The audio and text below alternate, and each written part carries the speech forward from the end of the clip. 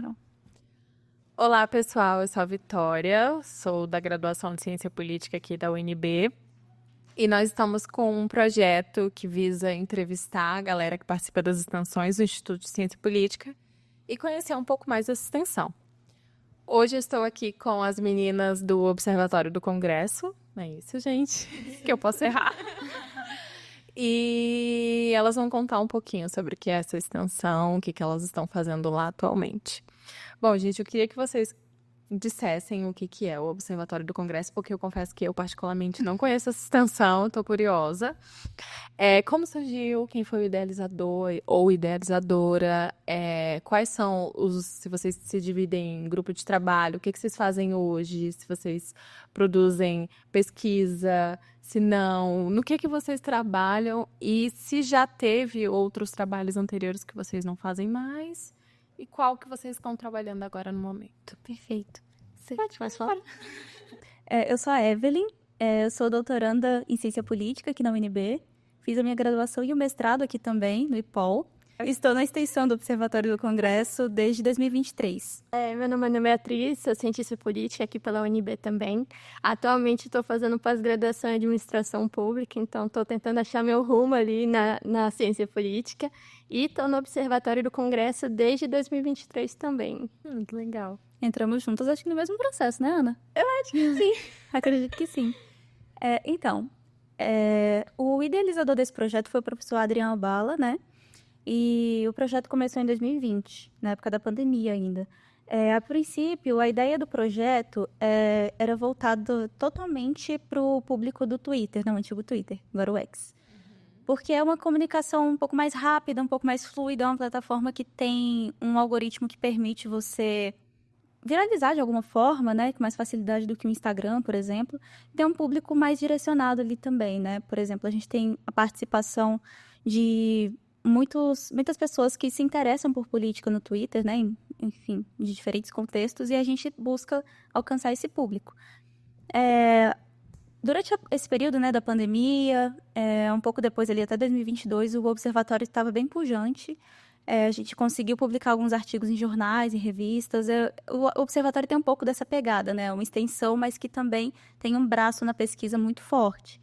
E aí, quando veio 2023 e 2024, a gente teve uma baixa de membros. Então, a gente começou a focar realmente só nas publicações do Twitter, menos nos jornais, e basicamente muito focado no que estava acontecendo no Congresso, né? De fato, se a gente for falar só do que acontece no Congresso, só de agenda, realmente dá uma rede social só sobre isso, né? A fofoca do Congresso. Mas a gente está passando por um processo agora de reestruturação do projeto, né? Estamos trabalhando com 3 GTs, então tem o meu GT, que eu sou a coordenadora do GT de dados, a Ana, que é a coordenadora do GT de temas da semana, e tem a Vitória, que é a coordenadora do GT de comissões. E temos também o Diego, que é o nosso coordenador geral. Mas, basicamente, a gente está passando por esse processo de reestruturação. Nosso processo seletivo vai abrir, acho que nas próximas semanas, né? Então, todo mundo é convidado a participar para a gente trazer força para o nosso projeto de novo. O que você faz no seu GT? Você quer falar? Tá, pode ser. Pode falar. Gente, tô nervosa. Não, fica à vontade. Bom, falando um pouco do meu GT, a gente basicamente pensa muito em desenvolver melhor esse senso mais crítico mesmo, de tentar entender as situações que estão acontecendo, mas trazendo uma visão de como que ela começou a se desenvolver, como que ela está saindo agora e quais são possíveis próximos passos para aquela situação, acontecimento, problema. Então, basicamente, a gente aprimorar mesmo essa questão analítica de tudo que acontece no nosso dia a dia, na nossa política. Entendi. Isso tudo no Twitter? Isso. Adoro! Temos que dar spoilers. Nesse nosso processo de reestruturação, a gente vai vir com o Instagram também. Então, a gente está trazendo novas frentes para também conseguir meio que ampliar mesmo esse conhecimento e também trazer perspectivas diferentes. A depender das redes sociais. Talvez venha o LinkedIn, eu nem sei se eu poderia estar falando isso, mas basicamente é isso. E aí, participantes que vocês têm só são esses que você citou? Ou tem mais gente? No momento que estão ativos, tem mais 2, né? Que é o Ângelo e o Guilherme. O Guilherme da Ubuntu? Eu não sei se ele é do Ubuntu. Eu acho que ele tava aqui ontem. Guilherme Esteves. Ele tava aqui ontem. Ele também tá no Ele é o Gui Pérez.2, né? Gui Pérez. Você vai ser o Gui Pérez. O Gui Perrani. Não tem... Ontem, inclusive, ele foi pauta. Guilherme Pérez, assista esses episódios, porque você tá tendo publi aqui pra você em seu nome, viu? Então, assista o podcast do Guilherme, um episódio sobre o Guilherme. Não, eu vou colocar no YouTube quando a gente postar, vou pedir licença pro Fred pra colocar lá a citação dos nomes das pessoas que estão fazendo isso aqui, porque o pessoal vai falando o nome e a pessoa que tá do outro lado talvez não faça ideia. Aí ontem eu abri um parênteses e falei, gente, Guilherme Pérez foi um querido super atuante aqui do Instituto de Ciência e Política. Quando eu cheguei, ele é um semestre antes do meu, né? Eu cheguei, ele já tava aqui. Ele é do segundo de 19? Eu sou do você. segundo. Ele era do primeiro. É verdade. Foi monitora de CP dele, você acredita? E ele já era ele. Então, assim, eu fiz eu simulei com o Guilherme antes, né? Legal. Então, a gente se conheceu meio que ele na adolescência, ele já era essa pessoa, já era o Guilherme Pérez. Mas então, vocês querem falar mais alguma coisa que vocês acham pertinente para que a galera conheça a extensão? Então, pensando um pouco nessa dinâmica da reorganização do projeto, né? O que a gente está propondo, né? Já que a gente vai fazer essa repaginação, tentando alcançar os públicos diferentes, né? Do Instagram, do Twitter, talvez do LinkedIn, ainda não tenho certeza. A estrutura dos GTs agora é um pouco diferente do que a gente tinha antes, né? Se não me engano, antes a gente tinha o GT de redes sociais, era GT de dados, mas o GT de dados ficou super embaixo, assim, todo mundo realmente saiu do projeto, então foi bem complicado pra gente. E tinha mais um GT também, acho que era boletim semanal, ou mensal, era alguma coisa assim. Então a gente já tem uma mudança, a princípio, já na concepção dos GTs, né? Porque a gente tinha, no caso das redes sociais, que era voltado justamente para os posts, só para os posts, né, do Twitter. O GT de dados, de fato, acho que continua com o mesmo propósito, que eu já vou explicar um pouquinho mais. E, no caso, o GT de boletim era um GT que estava ali, às vezes, estava mais publicando no Twitter do que em jornais, né? Ali de 2023 para 2024. Então, qual que é a proposta agora? Eu vou começar com o GT da Vitória, que ela não está aqui, para ser mais breve, assim. Mas a gente vai ter um GT de comissões em que a gente vai eleger, provavelmente, uma comissão para ficar acompanhando mais de perto por um tempo.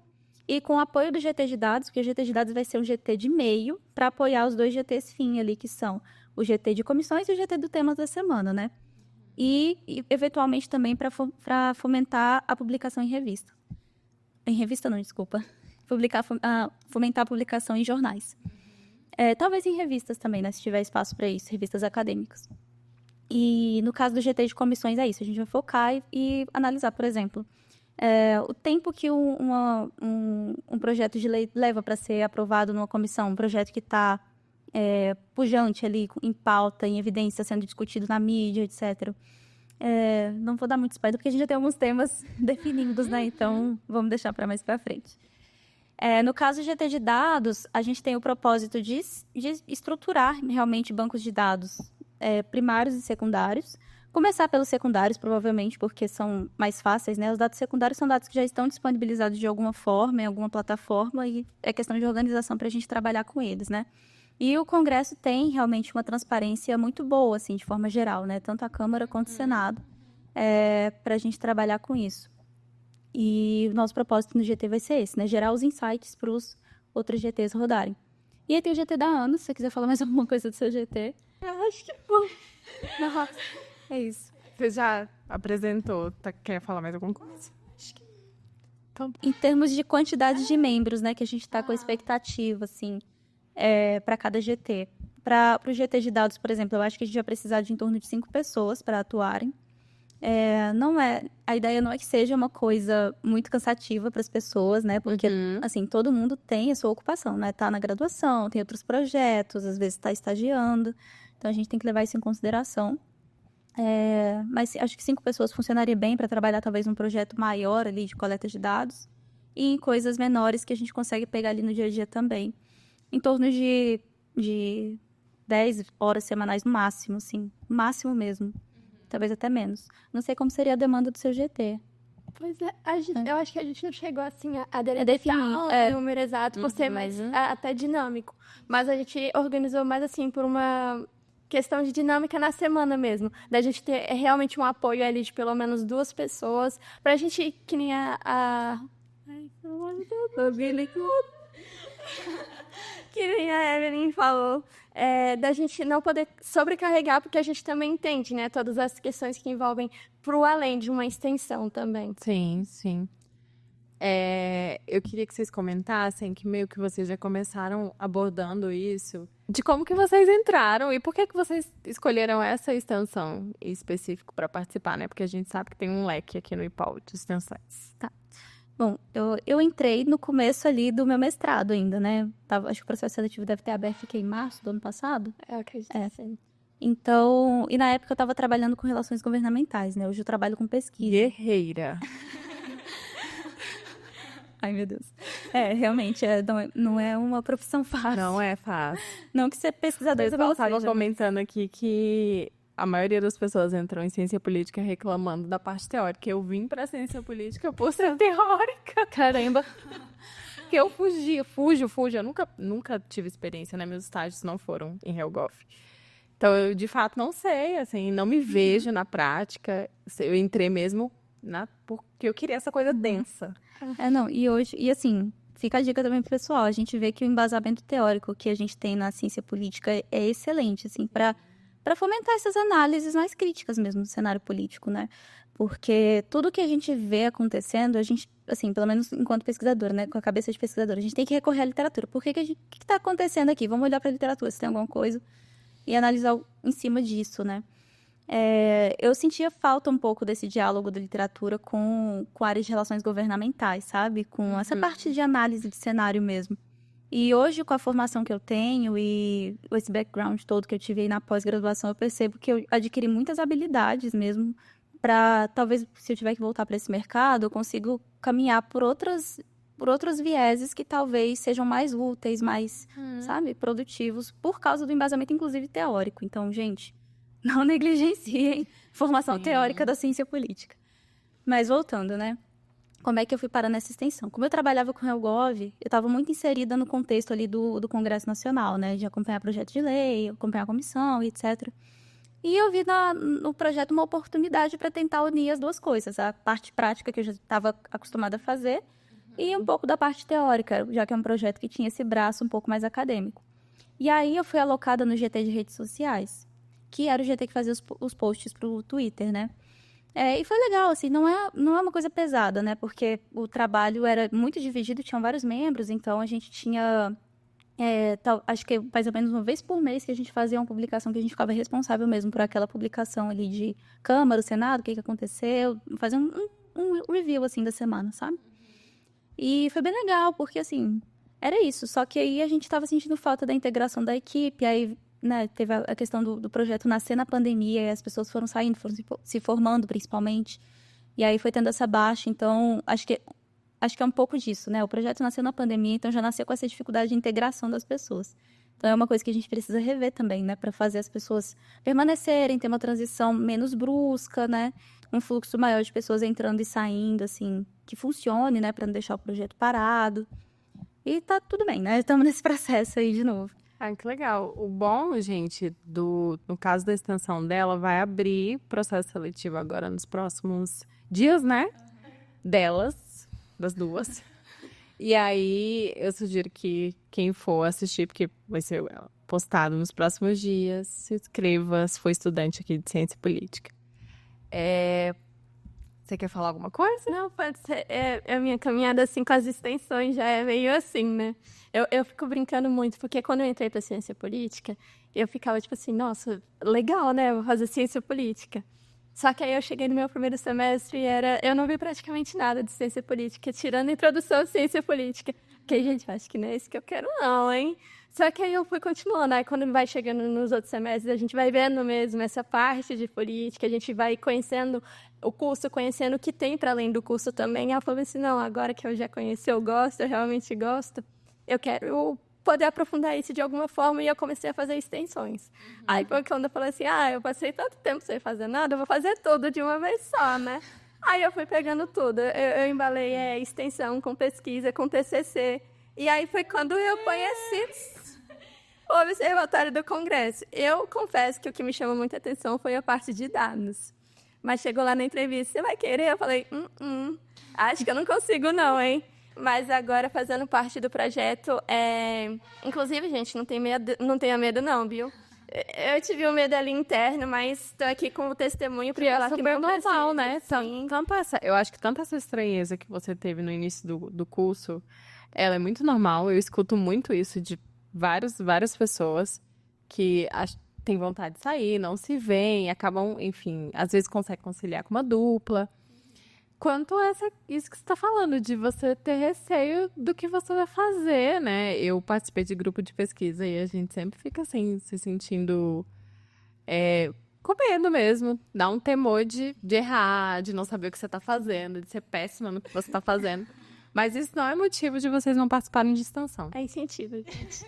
A síndrome de impostor sempre bate, gente. É impressionante. No doutorado não acaba, amiga. Não, acho que tem que até perguntar para os professores, sem dar rola com eles, para a gente se sentir mais... Porque não, eu tô finalizando monografia e pra mim eu nunca tive tensão na graduação, nunca. E sou super tensa. Faz parte, Assim, é assim mesmo. Eu não vejo a hora de tirar esse peso das minhas costas, assim, porque você se sente péssima, né? Assim, parece que você não sabe nada.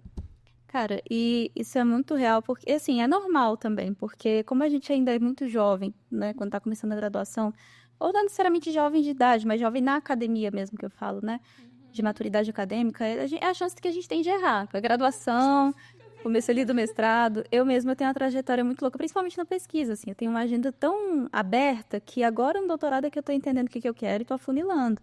Mas, assim, eu já fiz pesquisa sobre produção feminista de gênero na academia ali com o pessoal do Demodê, e depois eu migrei para o APSIP, sabe, que é um grupo de pesquisa completamente diferente aqui no IPOL.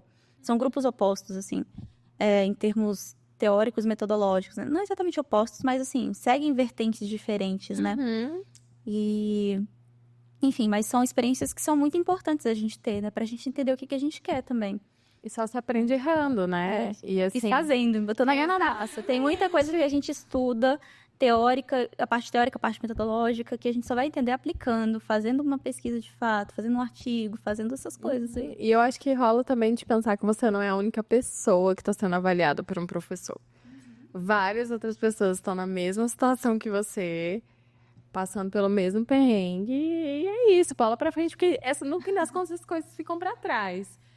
E eu acho assim que mais importante do que a conquista é a trajetória. É tudo que você viveu até chegar àquela conquista, porque isso vai fazer até que você atribua um valor mesmo, né? À sua conquista. Então, super te entendo. Pode ir. Não, se você quiser. Então, a gente está indo agora para o final da entrevista e eu queria que vocês comentassem sobre o que vocês estão achando de agora a extensão ser um componente obrigatório, né? No novo currículo do IPOL, do Instituto de Ciência Política. Não sei se vocês sabem. Corta, não sei. Não sei se vocês sabem, mas a extensão a partir de... Eu não sei ainda, né? A gente não sabe quando que vai se tornar obrigatória, mas vai se tornar. E então, a gente está perguntando para a galera que vem aqui sobre o que eles acham disso. Porque a partir disso, o aluno não vai poder escolher se ele quer ou não. Ele vai ter que fazer para formar, né? Porque vai contar como crédito para formação. E aí eu queria saber o que vocês acham disso. No geral, eu acho que vai ser positivo. Porque as extensões têm esse espaço, né, de integrar o que a gente aprende de teoria na prática, né? E assim, o que eu fico imaginando, por exemplo, um aluno mais introvertido, assim, tadinho. Porque extensão é isso, você tem que ter habilidades, assim, de relacionamento com as pessoas, né? De conversar, de ser uma pessoa, não necessariamente extrovertida, mas tem pessoas que têm mais dificuldade mesmo de interagir, enfim. Não sei como é que ficariam os processos seletivos, se teria processo seletivo das extensões ainda, se isso realmente seria necessário. E aí tem que ver essa questão, né, da capacidade das extensões de abrigarem esses alunos, ou será que precisaria criar mais extensões, né? É uma série de coisas que a gente precisa avaliar, né? Mas eu acho que, no geral, é positivo. Falando assim, da minha experiência pessoal, né, e acho que de alguns colegas que eu já conversei da ciência política, que fizeram as extensões, sempre elogiam, né? Muita oportunidade, às vezes, de estágio aparece, de inserção no mercado de trabalho, por causa de alguma experiência que você teve em extensão, né? Então, pode ser muito bom para a própria inserção da pessoa que faz ciência política aqui na UNB no mercado depois, né? Quando precisar, se não quiser seguir a carreira acadêmica, né? E quiser, de fato, ir para o Helgov, para a assessoria parlamentar, enfim. Pode ser um diferencial. Não, e até um ponto que ela comentou que eu achei super interessante, dessa questão de pessoas mais introvertidas. Eu acho que pode ser uma oportunidade muito boa justamente para ajudar também nessa questão. Assim, também falando experiências pessoais, eu era mais quietinha, mas depois que eu fui pegando o jeito mesmo eu acho que o principal é você fazer algo que você realmente tem interesse, pelo menos de conhecer.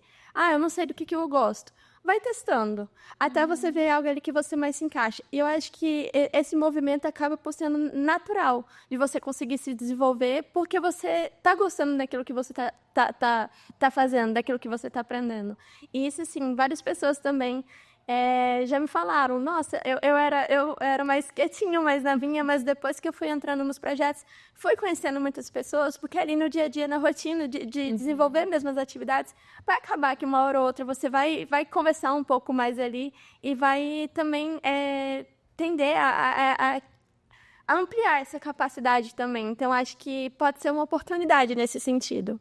Eu acho que eu vejo a extensão muito como um trabalho voluntário, né? Eu sou fãzoca de voluntariado porque você faz algo com impacto social. Não que você fazendo graduação, indo do seu curso para sua casa, não vai ter impacto social, até porque você vai ter uma perspectiva mais crítica e isso vai ajudar socialmente. Mas eu vejo a extensão como algo além, né, do prédio. Então, você está fazendo uma prática, por exemplo, o que vocês fazem é publicar no Twitter de maneira acessível, né? Então, as pessoas acabam tendo acesso a isso de maneira mais extrovertida, né? Porque o Twitter é muito isso. E tem acesso à informação, né? Então, eu acho que é super importante. Vocês querem falar mais alguma coisa, gente? Acho que é isso. Então é isso, obrigada pela participação de vocês, foi muito bom. E é isso, pessoal, a gente encerra aqui, participem de extensão.